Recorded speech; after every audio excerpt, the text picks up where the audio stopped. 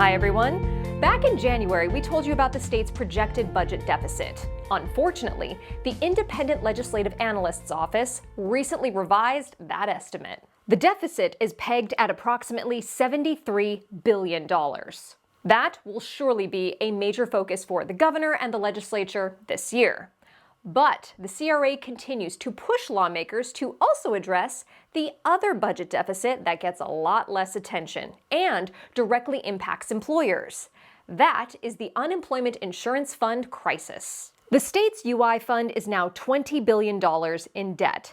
That massive debt was incurred during the COVID-19 pandemic, as millions of people lost their jobs and the state borrowed millions from the federal government for unemployment benefits. According to the same Independent Legislative Analyst's Office, the infamous unemployment fraud that occurred during the pandemic is not part of the state's Unemployment Insurance Fund deficit projections. That is because that fraud largely involved temporary federal benefits that the state doesn't have to pay back.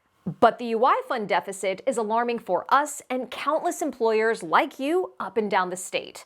You see, the required repayment of the debt has resulted in automatic tax increases on employers. Under federal law, employers are responsible for paying down the principal, while the state usually pays the interest. So at a time when employers are facing escalating unemployment insurance costs and the UI fund itself is broke, now is the time to do no harm.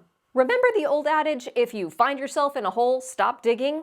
Well, Senate Bill 1116 would do the opposite. That legislation seeks to expand the pool of individuals that can pull from the fund, making individuals who choose to walk off the job in the form of a strike eligible for these benefits. Keep in mind the purpose of the UI fund is to provide assistance to those who have lost jobs due to no fault of their own, not to pay for those who chose to strike as a means to apply economic pressure against their employers. So what is the likely result if Senate Bill 1116 is approved?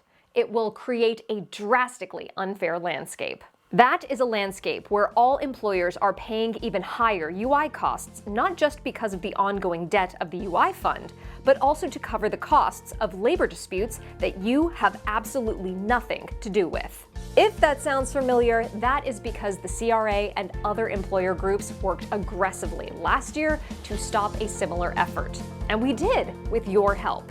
And we will be back to ask for your help again this year once the bill starts getting scheduled for votes.